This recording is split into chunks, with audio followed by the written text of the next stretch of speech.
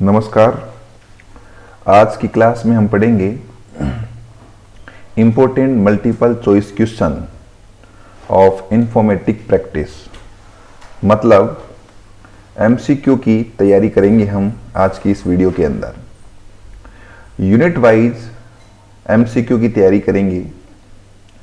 सबसे पहले first unit जो है data handling using pandas and data visualisation, यानी पांडास के एमसीक्यू के बारे में पढ़ेंगे और समझेंगे।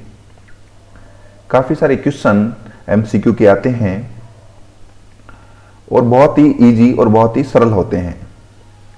तो क्या होते हैं ये, इनके क्या उत्तर होंगे, सही उत्तर क्या होगा, 1 to 1 हम इन क्वेश्चंस पर चलते हैं। तो सबसे पहले स्टार्ट करते हैं हम क्वेश्चन नंबर 2 से।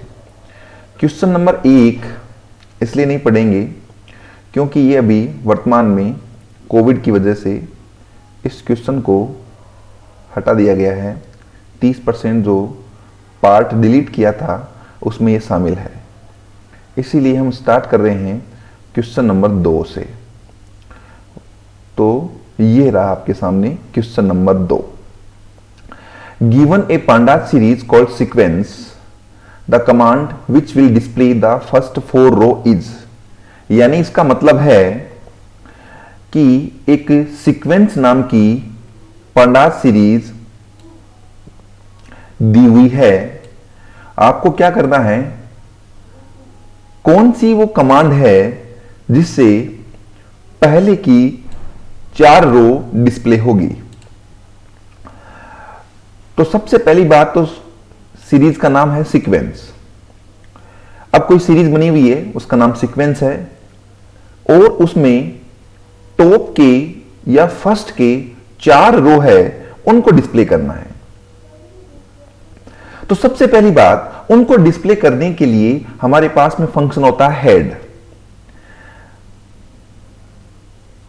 तो आप अगर इन ऑब्जेक्टिव के उत्तर को देखेंगे तो यहां पर सी और डी में हेड्स लिखा हुआ है, यहां पर भी एस लिखा हुआ है और यहां पर भी एस लगा हुआ है। तो दोनों सी और डी, ये दोनों तो उत्तर आपके है नहीं, केवल हेड है। तो यहां पर हेड है, यहां पर भी हेड है, और आप सबको पता है कि केवल सीरीज फंक्शन है उसका एस हमने कैपिटल लिखा है अभी तक, बाकी सभी फंक्शनों को हमने स्मॉल में लिखा है।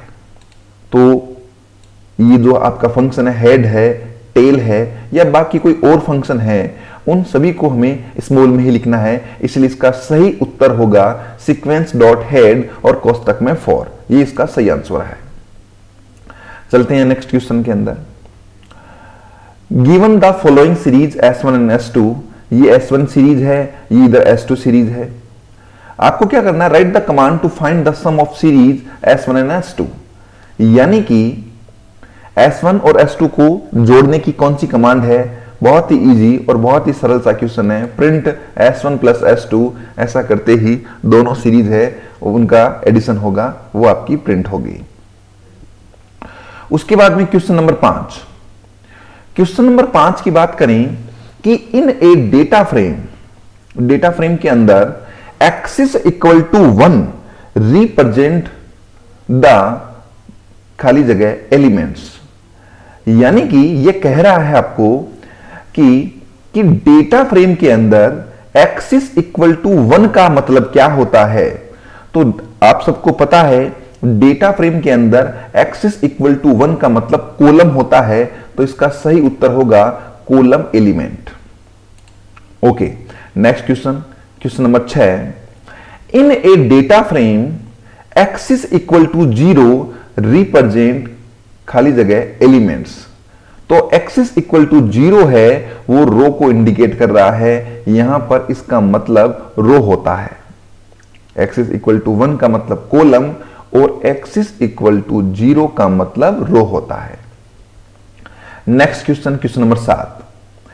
Consider the following data frame DF, ये DF डेटा फ्रेम है जो आपको दिख रही है नीचे, and answer any 4 question from 1 to 5। Okay, ये देखो इधर रोल नंबर दिया हुआ है, इधर नेम है, इधर unit test 1, unit test 2, unit test 3, unit test 4। अब ये आपको नीचे एक आउटपुट दिया हुआ है, write down the command that will give the following output, यानी कि ऐसी कौन सी कमांड है या इन नीचे में से ABCD में से जो क्या करेगी, ऐसा आउटपुट आपको लाएगी। यानी कि ऐसा आउटपुट लाने के लिए नीचे दिए गए कमांडों में से कौन सी सही कमांड है या कौन सा इसका सही उत्तर है। तो सबसे पहले देखेंगे ऐसा आउटपुट कैसे आएगा। तो यहां पर आप देखें, इधर तो रोल नंबर है, कॉलम लेबल 1, फिर नेम है, फिर यूनिट टेस्ट 1 2 3 एंड 4 है। ओके, तो इधर तो हो गया कॉलम का नाम।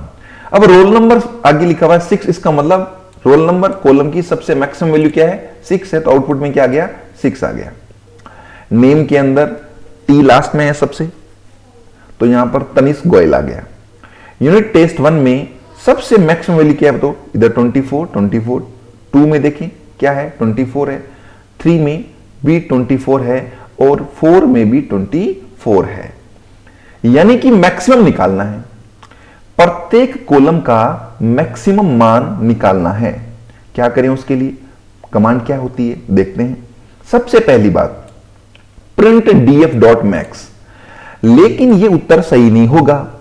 क्यों नहीं सही होगा, क्योंकि हमें पता है कि जो भी फंक्शन होगा उसके आगे हम छोटा वाला कोष्टक लगाते हैं और df.max में कोई कोष्टक नहीं लगा हुआ छोटा वाला, इसलिए ये फंक्शन नहीं है, ये एक एज एट्रीब्यूट के रूप में ट्रीट होता है। और मैक्स नाम का कोई एट्रीब्यूट नहीं होता, मैक्स नाम का फंक्शन होता है, फंक्शन के आगे कोष्टक लगा होता है, इस वजह से ये उत्तर आपका गलत हो गया। df.max और x is equal to 1 ऐसा कुछ नहीं लिखना होता मैक्स फंक्शन के अंदर, तो यहां पर ये C और D उत्तर भी आपका गलत हो गया। तो सही उत्तर क्या है इसका, प्रिंट df.max और ये छोटा वाला कोष्टक, और ये इसका सही उत्तर है ना। ओके, चलिए next question, question number 8। The teacher need to know the marks scored by the student with roll number 4. Help her to identify the correct set of statements from the given option. क्या कह रहा है ये, the teacher need to know the marks scored by the student with roll number 4. Teacher को जरूरत है पता करने की कि जो रोल नंबर 4 है उसने क्या मार्क्स स्कोर किया है, यानी रोल नंबर 4 वाले स्टूडेंट का मैक्सिमम मार्क्स है, क्या आया है वो निकालना है। तो क्या करना पड़ेगा इसमें, तो यानी कहने का मतलब क्या हुआ, ये क्वेश्चन इसी टेबल में से हैं, यानी ये जो डेटा फ्रेम दी हुई है इसमें हमें क्या करना है, रोल नंबर 4 कौन है, ये फाल्गुनी जैन है, इसके मार्क्स हमें निकालने हैं, है ना, ये काम करना है। तो अब मैंने आपको बता रखा है कि जब भी आपको कंडीशन लगानी हो, जब भी आपको कंडीशन लगानी हो उस केस में हमें इस तरीके से लिखना होगा। आपको लिखना होगा डीएफ के निकालना किसको है, रोल नंबर, जो रोल नंबर 4 है उसका रिकॉर्ड निकालना है, उसका रिकॉर्ड हमें निकालना है। तो हमने कहा डीएफ, हमारी डेटा फ्रेम का नाम डीएफ है, ये देखिए इस डेटा फ्रेम का नाम डीएफ दे रखा है। तो जो हमारी डेटा फ्रेम डीएफ है उसके रोल नंबर का, है ना, अगर रोल नंबर 4 है वो वाला डेटा किस में आ जाएगा बताओ, df1 में आ जाएगा। और जब हम प्रिंट df1 करेंगे तो रोल नंबर 4 वाला रिकॉर्ड पूरा का पूरा निकल करके आपको शो होगा।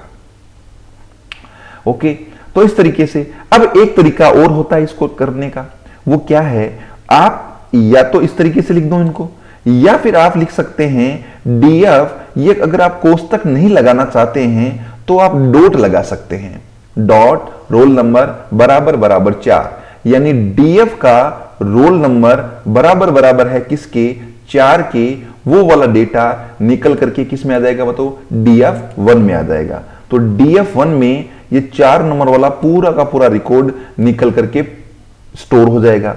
ओके, और अब आप इनको प्रिंट करेंगे तो रोल नंबर 4 का सारा रिकॉर्ड आपका प्रिंट होगा। तो हमें जहां कहीं पर भी कंडीशन लगानी होती है, जैसे मैं अभी लिख दूं केवल प्रिंट डीएफ, उससे काम नहीं चलेगा। प्रिंट डीएफ करूंगा तो पूरी की पूरी डेटा फ्रेम प्रिंट होगी। मुझे चाहिए जिसके रोल नंबर 4 है उनका रिकॉर्ड, तो जिसका रोल नंबर 4 है उनका रिकॉर्ड निकालने के लिए हमें इस तरीके से लिखना होगा डीएफ रोल नंबर इक्वल 4 या फिर DF dot roll number equal 4। ऐसा करने पर आपका उत्तर है बिल्कुल सही होगा, यानी कि डेटा फ्रेम में से रोल नंबर 4 वाला रिकॉर्ड निकल करके डीएफ1 में स्टोर होगा और फिर हमने इस डीएफ1 को प्रिंट कर लिया। ये देखिए, कोई अगर इस तरीके से लिखता है डीएफ और उसके बाद में रोल नंबर इक्वल 4, तो ये गलत है। अगर कोई इस तरीके से लिखता है डीएफ1 बराबर डीएफ और DF dot roll number equal 4, तो ये भी क्या है, पूरी तरीके से गलत है, क्योंकि यहां केवल एक ही इक्वल लगा हुआ है। इस इक्वल का मतलब होता है ये 4 या इसमें स्टोर होना, कंपैरिजन करना नहीं होता है। ठीक है, तो अब करते हैं अपन नेक्स्ट क्वेश्चन की तैयारी। तो यहां पर question number 9, which of the following statements will give the exact number of value in each column of the data frame. यानी कि कौन सा स्टेटमेंट है वो सही है जिसमें हमें नंबर ऑफ वैल्यू निकालनी है प्रत्येक कॉलम में से। ओके, तो क्या करेंगे उसके लिए, यानी कि टोटल नंबर ऑफ वैल्यू क्या है ये हमें पता करना है। तो टोटल नंबर ऑफ वैल्यू पता करने के लिए हमारे पास में काउंट फंक्शन होता है। कौन सा फंक्शन होता है, काउंट। अब यहां ऑप्शन 3 में डीएफ डॉट काउंट दिया है, इसके आगे कोष्टक नहीं लगाया, तो ये आपका गलत होगा। Print DF dot count axis equal to index लिख दिया, ऐसा भी कुछ नहीं होता, ये भी आपका गलत होगा। और प्रिंट डीएफ डॉट काउंट और इसके आगे कोष्टक लगा हुआ है, ये आपका उत्तर बिल्कुल सही है। और आप इस कोष्टक के अंदर यानी पैरामीटर के अंदर अगर 0 भी पास कर देते हैं तब भी आपका उत्तर सही होगा। तो 9th का जो सही उत्तर है वो है पहला और दूसरा। Question number 10, the command to install the matplotlib, matplotlib हो या पांडाज हो या फिर कोई और हो, उनको इंस्टॉल करने के लिए हमारे पास कमांड होती है पीआईपी इंस्टॉल। तो हमें लिखना होगा पीआईपी फिर इंस्टॉल फिर मैटप्लोटलिब। ये इसका सही तरीका होता है मैटप्लोटलिब लाइब्रेरी को इंस्टॉल करने का। अब यहां पांडाज होता तो वो बात यहां पर होती पीआईपी इंस्टॉल पांडाज।